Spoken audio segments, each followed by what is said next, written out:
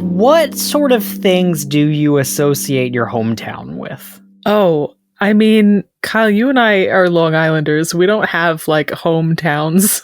I mean, we do. Like, there are, like, high school rivalries, you know? Here's the thing. It's like, I'm in one of those, like, there's the town, and then there's, like, all the little places in the town. So, like, the town that I write in my address is, like, barely a place, you know?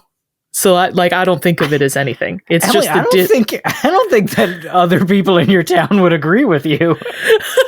You know what I associate my hometown with? Nothing. They're worthless pieces of garbage.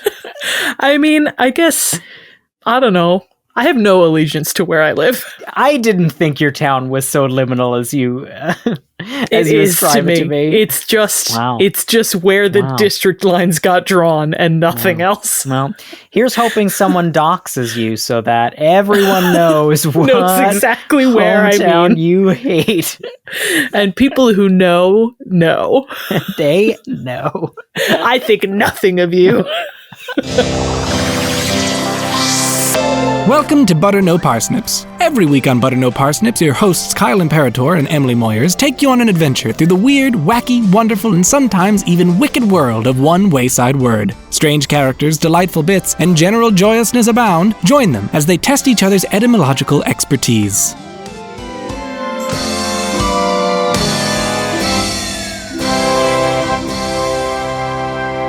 Hey, everybody. Welcome to Butter No Parsnips. I'm Emily Moyers, and I don't care where I live. And I'm Kyle Imperator, and I guess I care more than Emily does where she lives. Kyle, I feel like the only thing I associate with your town is a colonial racist man. Listen, there's also Julianne Moore. Those are two big things, you know? You think people will be able to figure out where you live from that? Yeah. What if I also add the fast food capital of the world? Then yeah, I think those three things. Is that true? No, but like it feels like it. Just to throw them off, throw that in. A little red herring. Yeah.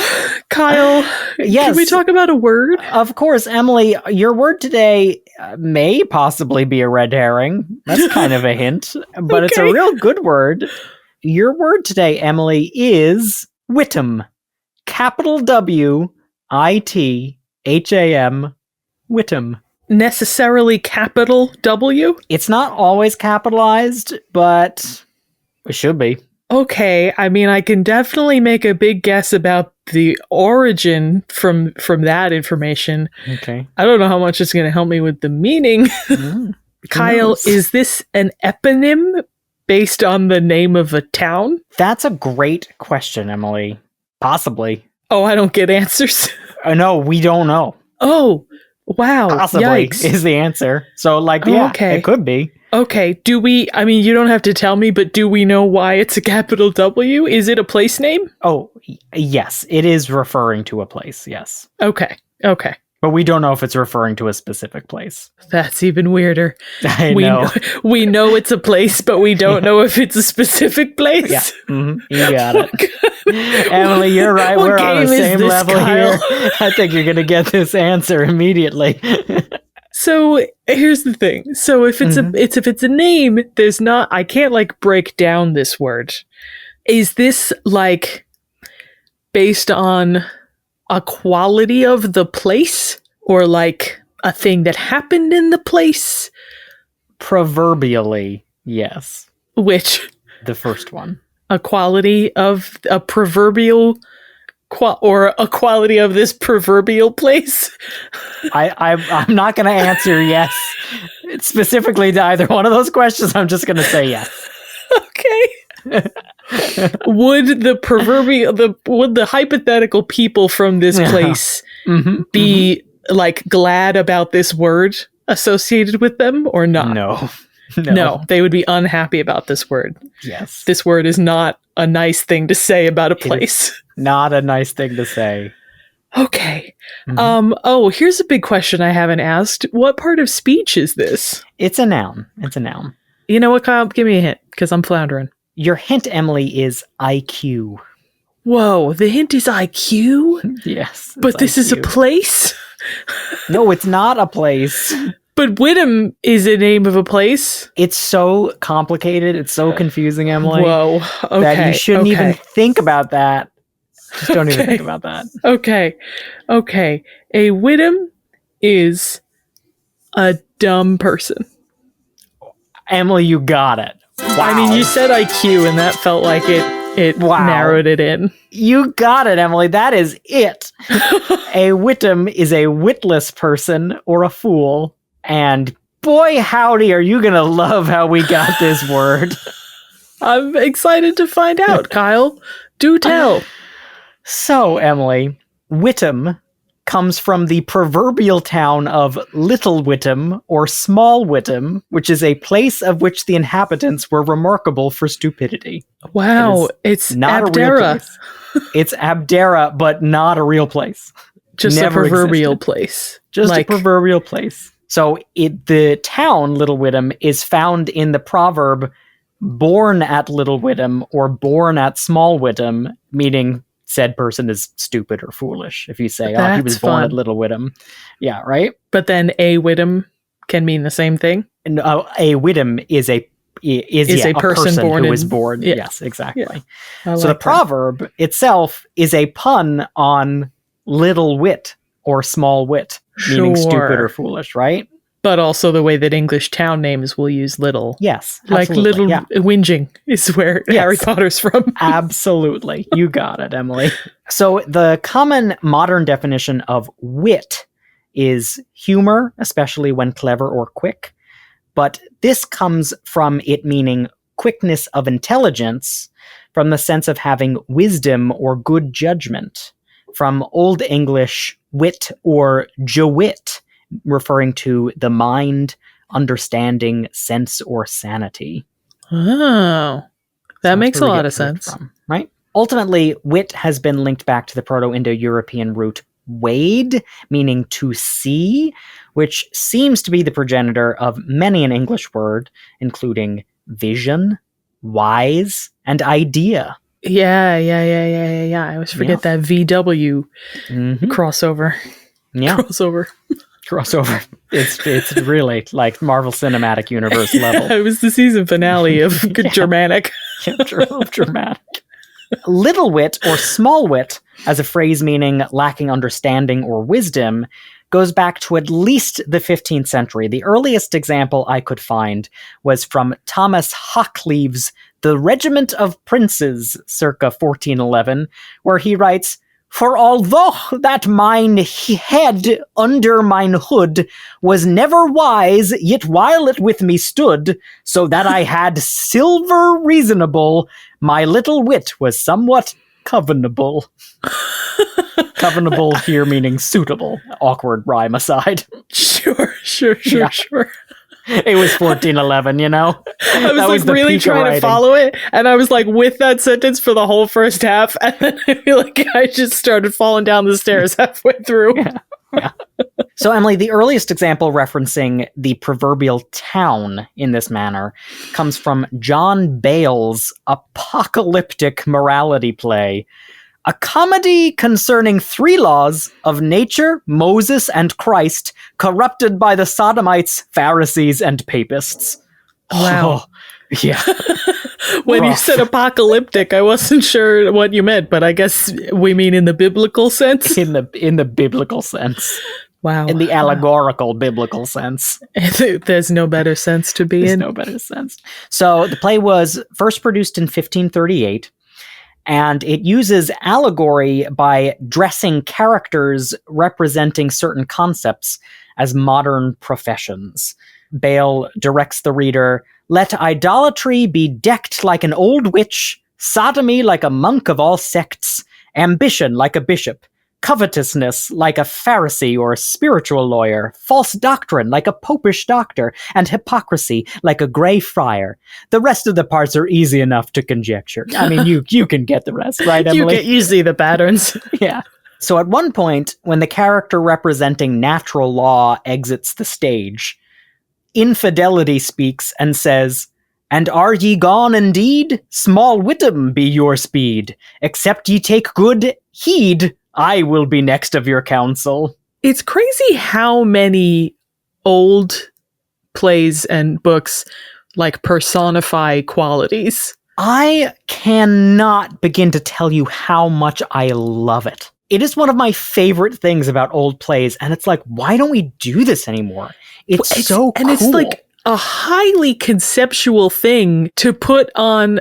I don't know. I guess I'm imagining this play being performed for like 10th century peasants, and I'm like, how? I mean, I would say and this is just off the cuff, me thinking, it probably comes from religious plays and the idea of trying to explain a concept of something to people who have no scientific explanation of things. Sure. So you put it in terms of like, this is a person with desires. I mean, that's probably how we have gods, Sure. Is probably just from us trying to rationalize concepts. Yeah, because it was a Greek thing. A few episodes ago, we talked about an Ovid work that like personified a bunch of concepts. It's a cool thing, but like very high concept. Very high concept, yeah, for the peasants. Yeah. Well, speaking of gods, Emily, the play concludes with Baal begging God to deliver men from the popish mire and hellfire, and then he throws in a copy of the 10 Commandments for good measure, because he's like really like, man, these heathens. It always seals the deal to just toss that in at the end. I put it at the end of my divorce contract, if you can believe it. Yep. And then a really good recipe for vegan brownies. God whispered it in my ear. Just an aside, Emily, it's worth noting that Baal's obviously cheery disposition earned him the nickname Bilious Baal. Bilious Baal. Wow, is that a word? Bilious? I always just thought of it as a ridiculous name. I didn't know it was like a word with like meaning. as in bile. Oh, because he was happy? No, I was being sarcastic. He's a very mean man, and he took enemies with every person he met. Got it. Yes. You made the mistake of thinking I was comprehending all of the words you were saying. I only ever get about 70%. But you got bilious, so that was the good one, I did, well, because I got excited. Yeah. So, Emily, subsequent uses of Little Witham were somewhat more playful than this instance. Okay. So that original use, he meant it in a truly scathing way. You mean? Yes, absolutely. Got it. Yeah. For example, John Haywood's 16th century epigram, "Whence certain things came first," also rails against modernity, but specifically against modern fashion, saying, "Whence come great breeches? From Little Witham. Whence come great ruffs? From small Brainfirth they came. Whence come broadered Gardus? From the town of evil. Whence come uncombed staring heads? From the devil. Yes. Whence come fair painted faces? From painters' tools. All right. Whence come all these? From the vicar of Saint Fools. Good. This is funny. Got him. This is funny stuff. It just felt like there was some veering off.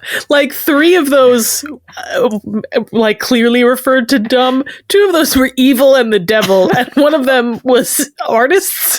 Well, yeah, it's like whence come fair painted faces, like people with like makeup. He was like, from painters' tools, clearly, like the profession. Sure. It just seemed like he lost the plot halfway through and then got back right at the end. It was the 16th century. They didn't really have much else. No. But the jibes were great. From Brainforth is hilarious. Small Brainforth. Small Brainforth. Yeah.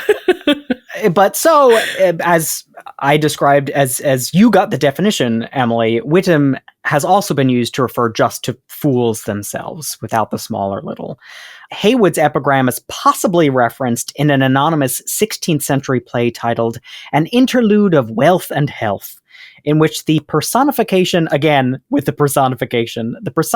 of shrewd wit, in response to the questioning of remedy, replies, "How live we? Marry our meat. Comest thou hither for to threat? So lordly Sir Witham doth speak. From whence doth he come, can ye show?" That was the ancient Cotton Eye Joe. That was the ancient it was so ancient that it was like, it was like through the hollows of rocks the wind blew that tune. From the hollows of rocks came Cotton Eye Joe. Whence come Cotton Eye Joe? From the hollows of rocks. Ye shall show. Ye shall show. Pamphleteer Thomas Nash, Emily, whom, if that name rings a bell, you may remember him from his literary feud with Gabriel Harvey. See episode 68, Punctilio. Thomas Nash was so fond of the term Witham that he used it twice.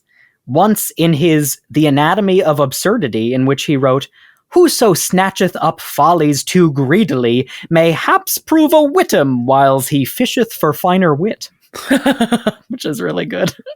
Yeah, fishing for finer wit is good. And he used it again in his An Almond for a Parrot, where he refers to a GW of Wig House in the land of Little Witham. GW?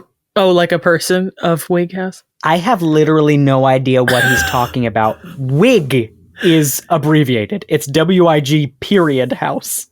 I could not figure out what any of that means, but I had to include the context. But we know he was dumb. Emily, so an example of the full proverbial phrase can be found in dank dramatist Sir Walter Scott's 1818 novel, The Heart of Midlothian, in which the question is put, "Has she sense? Has she her wits?" To which is replied, "I will be sworn she was not born at Witham, for Gaffer Gibbs says she could not turn up a single lesson like a Christian." I knew Gaffer Gibbs was gonna get you. Gaffer Gibbs. Sorry, did you want to finish that quote in one piece? No, sure, yeah. Do you want me to say it again? No, it's up to you. It's all up to you, buddy. It's great. I mean, you got the Witham part. Gaffer Gibbs is just the whipped cream, Kyle, that's so funny. I literally came across the word Midlothian for the first time today. What does it mean? I didn't look it up. It's a place in Scotland. It sounds like an adjective, but it's not. It's the name of like a county or something in Scotland. That is so funny. Yeah. I love that Sir Walter Scott comes up.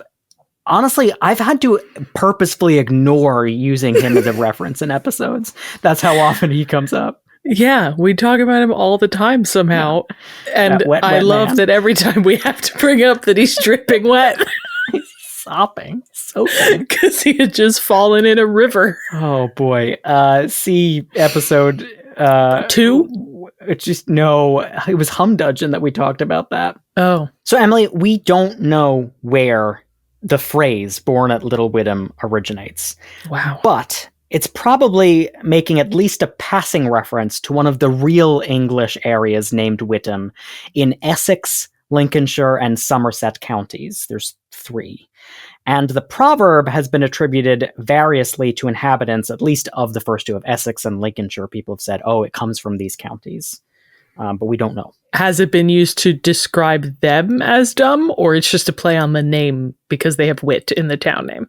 Just a play on the name, yeah. Sure. I don't know anybody from any Witham, but I assume they are kind, smart people, Yeah, but also my cousin Throckmorton is from there, and he wears a napkin tied to his head. So, yes. As we all know, the epitome of dumbness. Yeah. Absolutely. Emily, the Essex Witham, we know, was founded in the year 913 when Edward the Elder, king of the Anglo-Saxons, ordered the building of a fort there. And the town is currently located in the, get this, Braintree district. That is funny. That is funny in that, like, that's how, like, most English towns started. It's like somebody built a fort there, and now it's a town with a Starbucks in it. But that's a lot of American towns too, Fort Lauderdale. Yeah, but not as old. Not like somebody built a castle. I'm pretty sure Fort Lauderdale was built in the 900s. Okay. Don't fact check that. Okay. Hey, everybody out there, don't fact check it. Don't fact check that. The famous Doomsday Book of 1086 references a Witham, which, according to local Essex researcher Janet Gifford, was actually a smaller nearby settlement, alternatively known as Powers Hall or Little Witham, though its relation to the phrase is unclear. I know I'm sidetracking us over and over again. You're good. Can we just mention that the Doomsday Book is a crazy name for that book because it is like it's just a list of all the places, isn't it? It's it's literally just a census record. Yeah, it's just but like we they were call like, it the hey, Doomsday Book. What if we had names for everyone and places and their jobs? Yeah, which like what a normal thing. But like when you hear Doomsday Book and you don't know what that is, you're like, oh my God. I don't know what the reference is. I feel like it's some sort of like religious reference that may not have been as apocalyptic as we read it today. Yeah. The etymology of Witham as a place, Emily, is also difficult to know. A.D. Mills's A Dictionary of British Place Names lists meanings including homestead near a river bend, homestead of a councillor or a man named Witta, or named from the river Witham, a Celtic or pre-Celtic river name of uncertain origin. So there's just a lot of... Also, some people say it might come from the word white. We just don't know.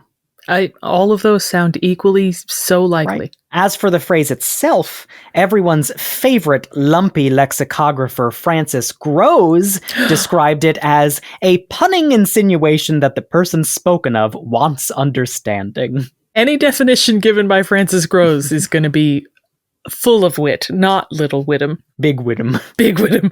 Big Witham. Big Witham. Grows Witham. Perfect. British lexicographer and old man, look up a picture, E. Cobham Brewer, the E stands for Ebenezer, described it as... That's how you know he's an old man. His name is Ebenezer. His name is Ebenezer, yeah. He described it as a reproof to a noodle, which is just a great way to call... Fantastic! Yeah. And parson naturalist John Ray wrote, "It is applied to such as are not overstocked with acuteness, being a nominal allusion, of the like whereto we have many current among the vulgar." Emily, this like he is referring to is the form of proverbial phrase which makes a pun on a town name, of which there are, surprisingly, a good many. Phrases that make puns on town names? Yep. I can believe that. Right? We love some regional humor, you know? We love regional humor. I'm going to give you some, Emily. Here's some examples. I'm so glad. Good. Haywood referenced small Brainfirth earlier. Another source mentions Little Brainford. So that was a popular one, right? That's good. Greenland can be used as a reference to someone's inexperience. Charles Dickens's Artful Dodger gives Oliver Twist this place of origin when asked where he came from. Where's this kid from? Oh, he's from Greenland. That's good. That's really good. I like that. You're going to like these more, Emily. Going to Peckham means going to dinner in the sense that one is peckish. And so all holiday at Peckham means having no appetite at all. Oh, because there's no one there. Everyone's on holiday. All holiday at Peckham. Wow. That's good. Yeah. These are all good. To send someone to Birchin Lane means to whip them. Birching being a form of corporal punishment in which one is struck on the buttocks with a birch rod. And then he has been at Hammersmith has a similar violent meaning. Yikes. It's hard to that believe one's worse. Somebody's One phrase itself contains 3 puns, Emily. And the phrase is, "He that fetches a wife from Shrewsbury must carry her to Staffordshire, or else he will live in Cumberland." So a shrew, yes, is a what? A woman we don't like. Yes, a derogatory term for an ill-tempered woman. Yeah. Do you think you know the other 2? The second one you said was Staffordshire? Staffordshire, yeah. I'm not sure I know what a Stafford is. It's not Stafford, it's a plain just staff. Is that also violent? Yep. It's to beat someone with a staff. Yeah. Yep. Lest she be a cumbersome wife. Yes, but not. Yes. Yeah. The descriptions that I read use the word cumbrous. It's a pun on living in a cumbrous state. That is a state that is troublesome or annoying. Oh, not necessarily like encumbered, like burdened. Burdened like mentally, I guess. Sure. But yeah, so like if you get a shrew, you gotta beat her, or else your life's gonna be bad. Kyle said that out loud on the internet. Hope everyone heard that's it. What it means.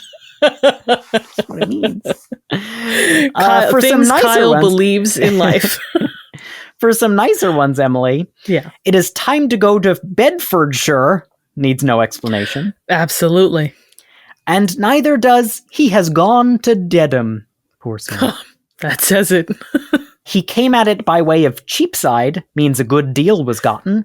Good. And someone who is on the highway to Needham will soon find themselves in poverty. Oh, wow. On the highway to Needham. Kyle, all of these are fantastic. So it's like, this is the best episode ever. Wow. Arthur Morrison's 1909 novel Green Ginger contains a character named Old Hoddy who states, "At Dedham and Snorham they be too wide awake for 'ee, and too clever at Little Witham. You'd starve at pinch poles, and you can't fob 'em at fobbing. But a shire man allus was a fool, and I count you'd do better right over across the Lee at Much Haddam." That's really good. You know, this is really good because I feel like today people joke a lot on the internet. Like if they find on Google Maps a town with a crazy name, they'll make a joke like this. And it's like, this isn't new. People been doing this. This is a treasured form of entertainment. Yeah. Everyone has always known when the town name sounds funny. We all have. Jesus did. Who else is old? Socrates. They lived at the same time. Yep. Probably made jokes together. Yeah. They're best pals. But they were all like deeply offensive jabs at places. Yeah. Speaking of old. Good segue. Andrew Lloyd Webber's. He was there too. He was there too. It's the three of them, the three amigos: Socrates, Jesus, and Andrew Lloyd Webber. Andrew Lloyd Webber wrote Jesus Christ Superstar based on his friendship with Jesus. His friendship with Jesus Christ. Yeah. A big snub on Socrates. He started writing Socrates Christ Superstar, but it did not get off the ground. Yeah. So Andrew Lloyd Webber's 1975 musical By Jeeves, utilizing English humorist P.G. Woodhouse's famous Bertie Wooster character and his valet Jeeves, features it's classic. The musical features a frame story at a charity banjo concert in what a 1997 Washington Post review called the appropriately named Little Witham Church. Wow. Yep. It's even being used within the past 50 years. And I love the idea of an old English church hosting, what did you say, a charity banjo concert. And love the it. thrust, the frame story is Bertie Wooster has showed up to give his charity banjo concert. His banjo broke. And then it's like, thought bubble, here's a story that he tells. And then it closes the thought bubble and is like, oh, a banjo? I guess I'll sing now. And that's the whole musical. Crazy. That's great, because that is how Jeeves and Wooster stories are. It's always like, this is almost a joke. Yep. Now, Emily, it's time to prove that you weren't born at Small Brainfirth by using Witham in a sentence. I'm sure I can. I'm sure you can too. I'm sure I can, because I relate. Kyle, sometimes when I start working on a podcast episode, I feel like I'm the king of Big Brainfirth. And then a week later, as I'm knee deep in research and struggling to cobble it into something that makes sense and something that I understand and can communicate, I immediately realized the truth of the matter, which is that I am a Witham. Wow, Emily. I couldn't disagree more with your sentence, but it was the perfect use of Witham in a sentence. So bravo. Thank you. Would you like to play a game and prove us that you're not a Witham? I so would. would.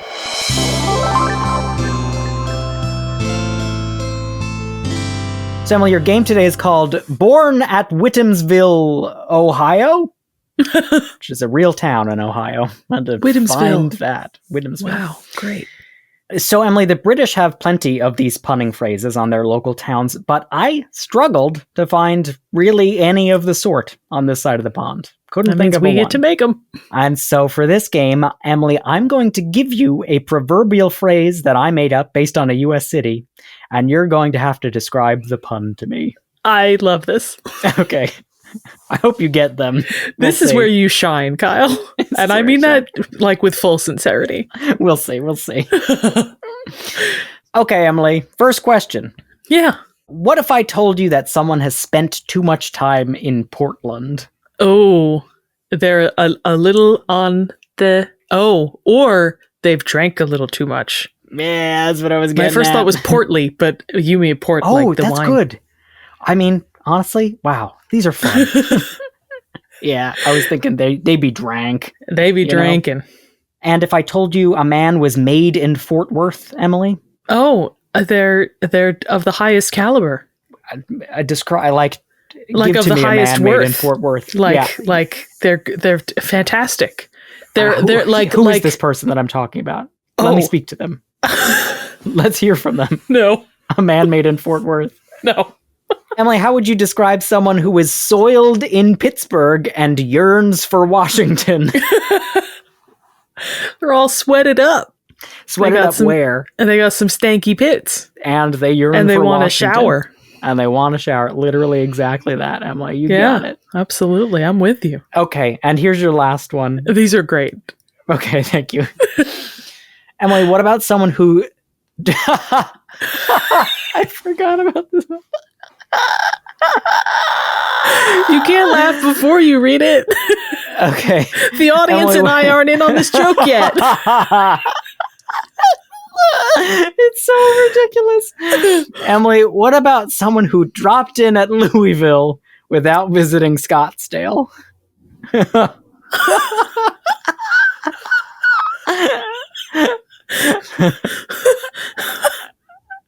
What?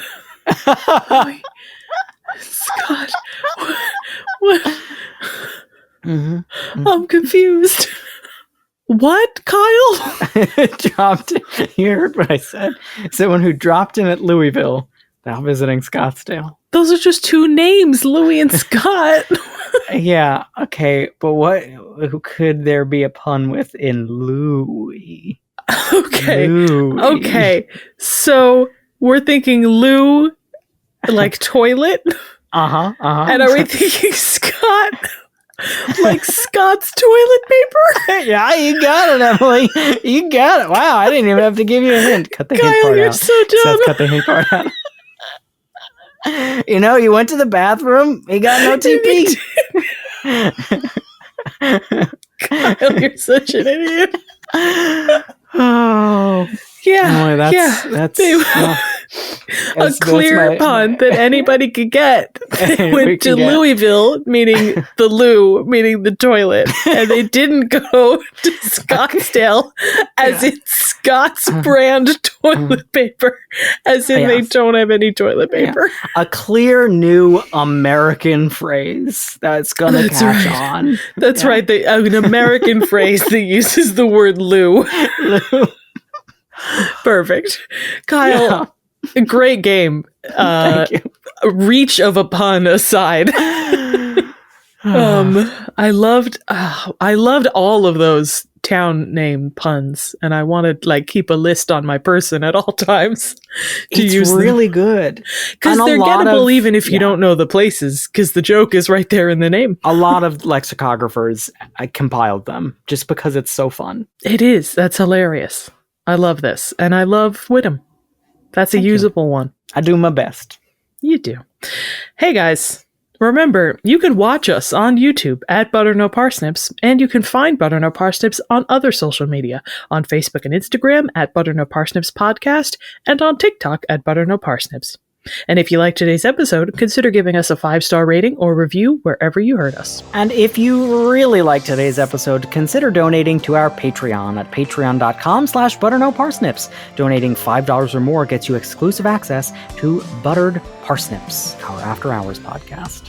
Thanks so much to all of you. You help us make what we make. With that, I've been Kyle Imperator. And I've been Emily Moyers, and this has been Butter No Parsnips.